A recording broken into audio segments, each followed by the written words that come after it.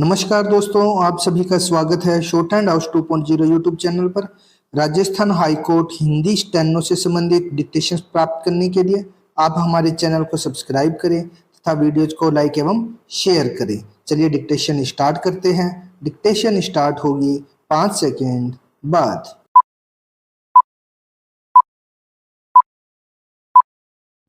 Start. कहीं भी यदि नौकरी की तलाश करनी है या अपना कोई व्यवसाय चलाना है तो पढ़ाई लिखाई बहुत जरूरी है। एक अच्छा पढ़ा लिखा व्यक्ति ही एक अच्छी नौकरी पा सकता है, चाहे सरकारी हो या प्राइवेट। साथ ही उसके काम करने की एक अधिकतम आयु भी निश्चित होती है। इसके अलावा बीच बीच में उसके कार्यों का वार्षिक मूल्यांकन भी होता है, जिसके आधार पर उसके आगे के प्रमोशन निश्चित किए जाते हैं। आखिर ये सभी मापदंड हमारे राजनेताओं के क्यों नहीं हो सकते हैं? चुनाव में खड़े होने से पूर्व उनकी न्यूनतम शैक्षणिक योग्यता, आयु, शारीरिक सामर्थ्य की न सिर्फ जांच हो बल्कि रिटायरमेंट की भी आयु सीमा निश्चित हो। नेहरू जी ने संविधान सभा में कहा था कि जिन अनपढ़ लोगों ने स्वतंत्रता संग्राम में अपना सब झोंक दिया, शैक्षणिक योग्यता की अनिवार्यता लगाकर उन्हें चुनाव लड़ने के अधिकार से वंचित नहीं रखा जा सकता। लेकिन क्या नेहरू आज के संदर्भ में भी यही कहते? उस वक्त के स्वतंत्रता सेनानी आज चुनाव नहीं लड़ रहे हैं।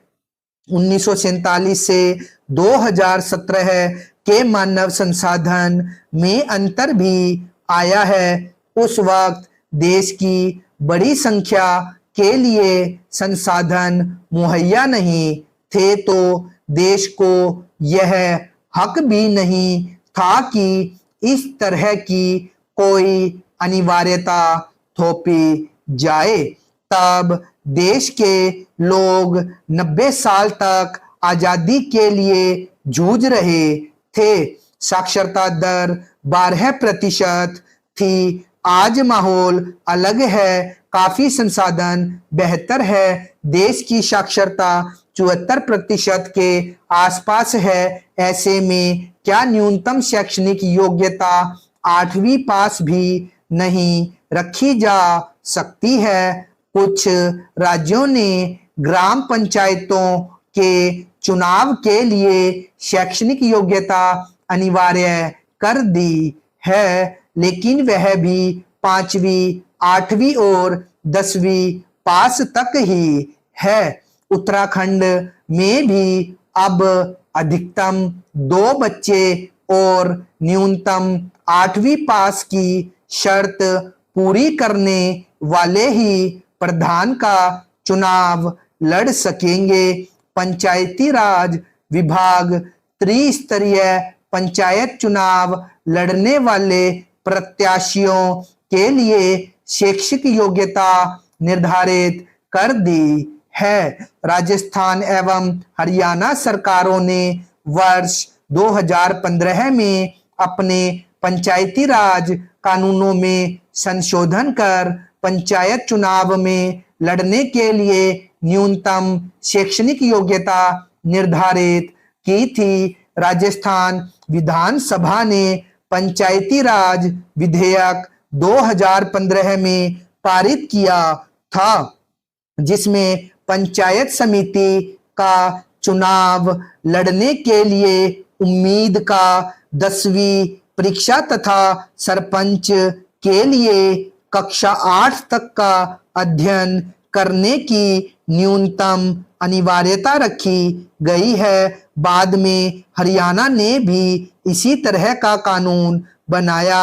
हरियाणा सरकार ने ग्राम पंचायत का चुनाव लड़ने के लिए शैक्षणिक योग्यता 10वीं पास रखी। महिलाओं और दलितों के लिए पैमाना 10वीं से कम ही रखा गया है। इसे सुप्रीम कोर्ट में चुनौती भी दी गई, लेकिन सुप्रीम कोर्ट को इस फैसले में गैर कानूनी या भेदभाव जैसा कुछ नहीं लगा।